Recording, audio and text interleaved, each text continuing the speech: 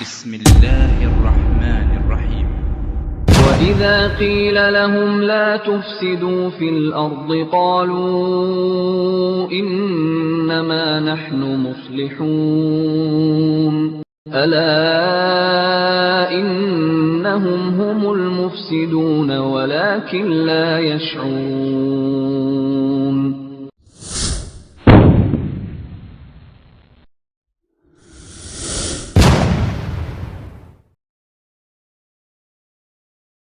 وما لنا ألا نتوكل على الله وقد هدانا سبلنا ولنصبرن على ما. Jangan seketika, oh ini maulid bid'ah, masya Allah, antum tuh bid'ah dari kepala sampai kaki. Ya. Saya luar biasa kesal. Kadang ada orang bikin perbandingan begini. Maulid Nabi, maulid. Zaman Nabi tidak ada coret. Zaman sahabat tidak ada coret. Zaman tabi'in tidak ada coret. Zaman ini ada. Oh, lalu diserupakan yang ikut-ikut ke sini. Antum kalau mengamalkan hukum seperti ini fatal. Zakat pakai beras. Zaman Nabi coret. Zaman sahabat coret. Ya, zaman tabi'in coret. Zaman ulama coret. Zaman antum ada bid'ah antum. Cara menyimpulkan hukum bukan seperti ini. Lihat turunannya, lihat dalilnya, lihat pemahamannya, lihat turunan-turunan fikihnya. Ya, bagaimana bisa zakat pakai beras ini jadi? Padahal contoh nggak ada, dalil nggak spesifik. Ayo coba temukan, Nabi zakat pakai beras, temukan. Kalau antum menemukan, masya Allah, saya bermohon kepada Allah supaya Allah mempercepat hajinya antum dan masuk surga.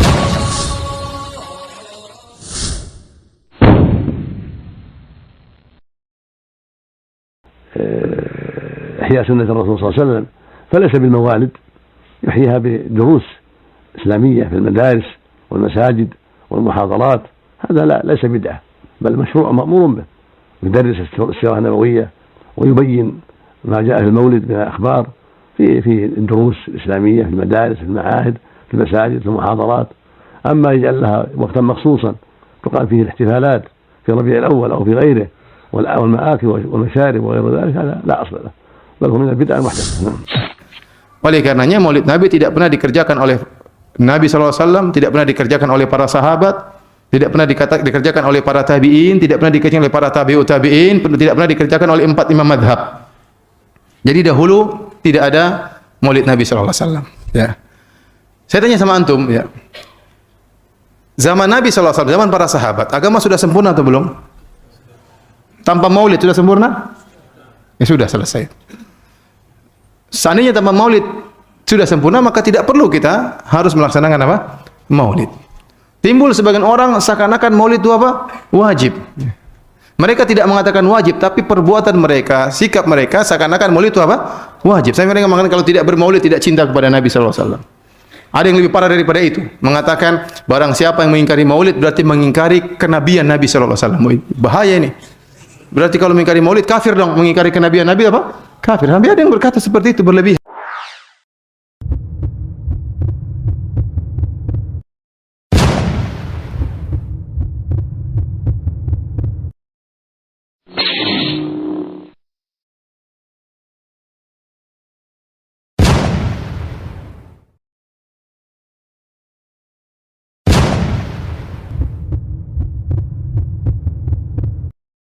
Surah ke-26 Asy-Syu'ara, para pemusik, para penyair, dimaktumkan di ayat 224 sampai dengan 227. Wasy-syu'ara'u yattabi'uhumul ghawun, alam tara annahum fi kulli wadi yahimun.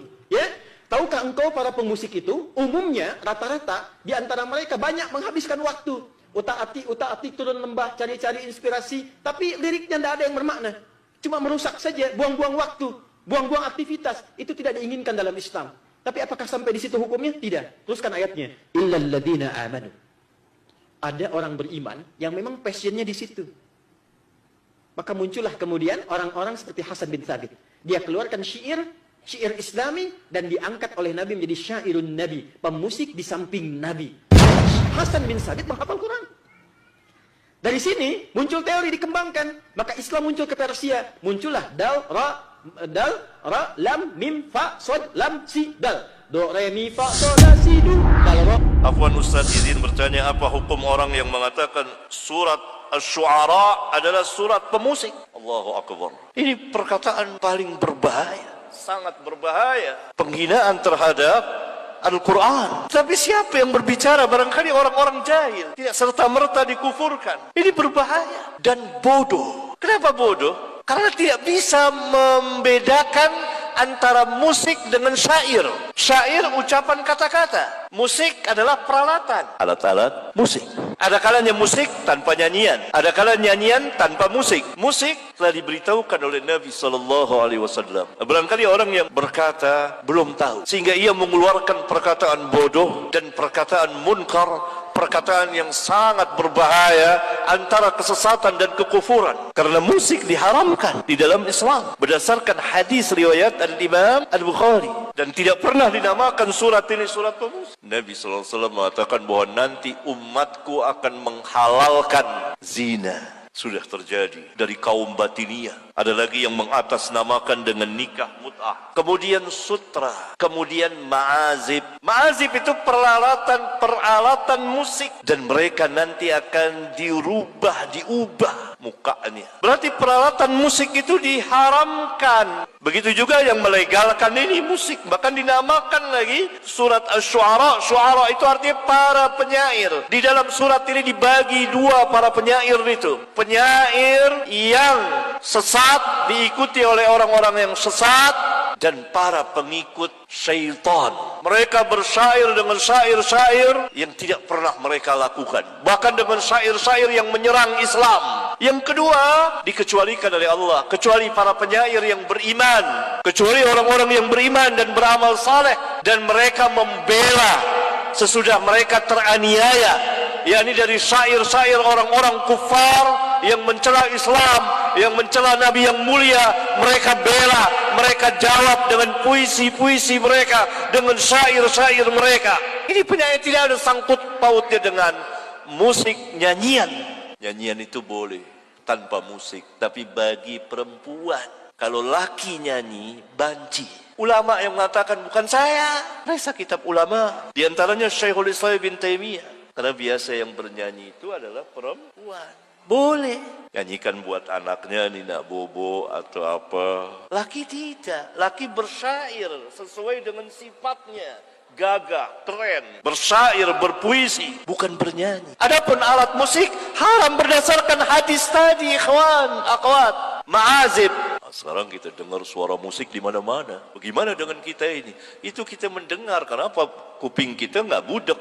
Itu. Kita dengar, tidak berdosa kitanya. Bukan kita yang mainkan atau apa. Nah, inilah bodoh, kejahilan. Syu'ara, penyair. Di akhir surat Asy-Syu'ara, Allah Subhanahu wa taala berfirman, "Wasy-syu'ara'u yattabi'uhumul ghawun." Para penyair itu diikuti oleh orang-orang yang sesat. Ini penyair yang mendapat bantuan dari syaitan, para pengikut syaitan, para pengikut orang-orang sesat. Karena itu mereka diikuti oleh orang-orang sesat. Kenapa dikatakan demikian? Karena syair-syairnya menyerang Allah, menyerang Nabi Muhammad sallallahu alaihi wasallam, menyerang Islam.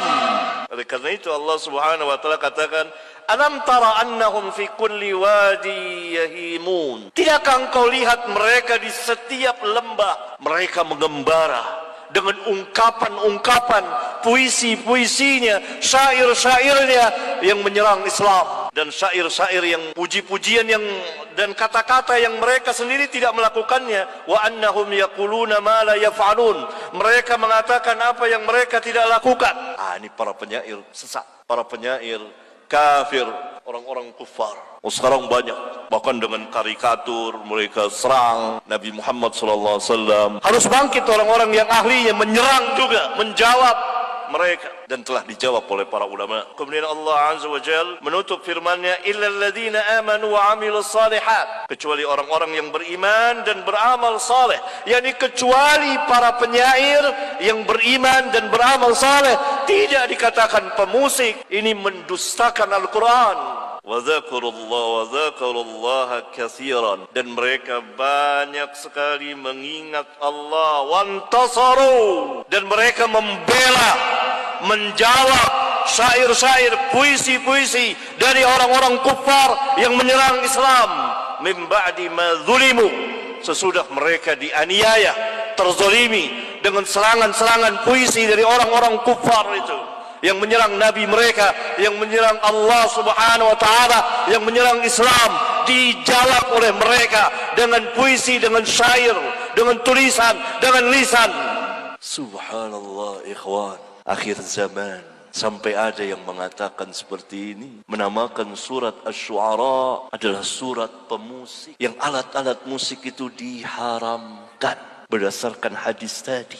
Dan surat ini Asy-Syu'ara, penyair, bukan pemusik dan penyanyi. Sampai ada yang mengatakan seperti tidak perlu sholat, karena sholat tidak dijelaskan dalam Al-Quran tata caranya. Jahil. Inilah dari ajaran-ajaran batiniyah, dari ajaran-ajaran kesesatan, dari ajaran-ajaran kufur. Tetapi kaum muslimin yang melakukannya, barangkali mereka belum sampai ilmunya, barangkali mereka jahil, mereka dimasuki kerancuan syubhat di kepala mereka.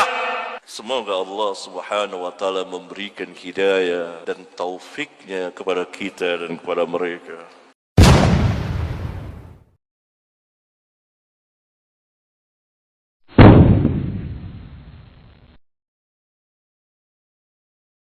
Sedangkan takdir adalah ketetapan Allah yang dikukuhkan atas ikhtiar makhluk.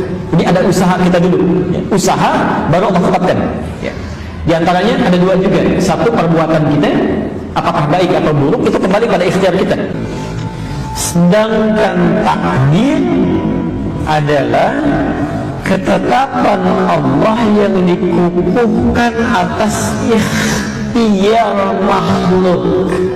Ini ada usaha kita dulu, usaha baru Allah tetapkan. Allah turun ke langit dunia.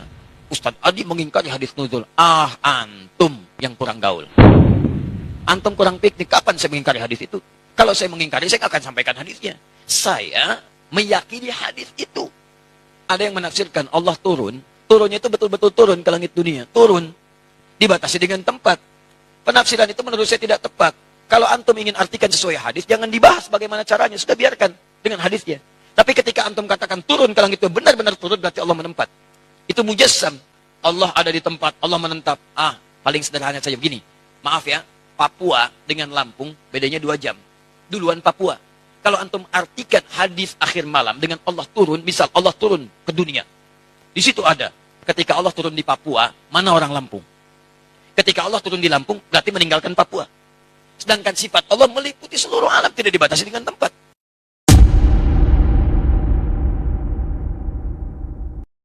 Ini saya mencium aroma Guru Bakhit ini. Antum muridnya Guru Bakhit ya? Masya Allah. Sini. Guru Bakhit, guru mulia di Kalimantan itu ada waliun min auliya illahi, guru sekumpul. Waliun min auliya illahi, guru sekumpul. Waliun min auliya illahi, guru sekumpul.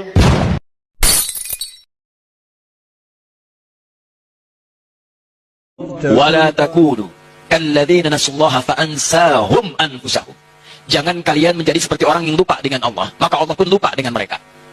Awas hati-hati. Bahkan ayat yang tegas, nasi Allah, maka Allah pun lupa dengan mereka. Saya mau tanya pada antum, apakah Allah punya sifat lupa? Allah punya sifat lupa enggak? Tidak. Waliyadzubillah. Tapi Ustaz, biarkan kita mengartikan ayat itu, lupa aja, sesuai dengan sifatnya Allah. Bagaimana lupa sesuai dengan sifatnya Allah? Allah enggak punya sifat lupa. Jika ada jawaban yang tadi saya sampaikan benar, ukurannya sesuai dengan Al-Quran dan Sunnah, silakan amalkan. Berdasar pernyataan para ulama. Tapi jika ada yang keliru, maka antum sampaikan karena itu mutlak dari kelemahan saya. Begitu disampaikan dan saya cek saya salah, saya tidak akan malu untuk mengatakan maaf saya keliru. Ya, pendapat ini yang benar. Silakan ambil pendapat ini, tinggalkan pendapat saya, lemparkan ke tembok, jangan pernah dipakai lagi. Ya, ambil pendapat yang terbaik dan disitulah kemudian kita amalkan sesuai dengan Allah Subhanahu wa taala. Contohnya juga Allah berfirman, nasullaha fanasiyahum. Nasi dalam bahasa Arab, nasiya bisa 2 makna, bisa artinya lupa, bisa artinya meninggalkan. Dan ini disebutkan dalam buku-buku bahasa seperti Ibnu Faris menyebutkan nasiya bermakna taroka, meninggalkan. Kata mereka, coba ente mau tafsirkan ayat ini, Allah lupa. Apakah Allah lupa? Berarti harus ditakwil. Ini karena kejadian seorang dai di YouTube bilang begitu. Apakah Allah lupa? Dia enggak tahu bahasa Arab. Padahal nasiya itu dalam bahasa Arab bisa artinya meninggalkan, bisa artinya apa? Lupa. Dalam yang berkaitan dengan Allah artinya meninggalkan. Allah tinggalkan apa? Mereka. Ini contoh maksud saya, karena kejahilan dengan bahasa Arab akhirnya mereka terjerumus dalam penyimpangan-penyimpangan. Kemarin ada Habib Umar, ya, Al-Hafidh, Masya Allah, itu orang baik itu Habib Umar. Main di Kalimantan, di mana dan sebagainya, terus beliau pulang. Saya dikatakan sore ada Habib Umar di sini. Saya bilang, Masya Allah, ya kalau ada waktu saya pengen berjumpa. Malamnya kami bermimpi bertemu dengan Habib Umar. Malamnya kami bermimpi bertemu dengan Habib Umar.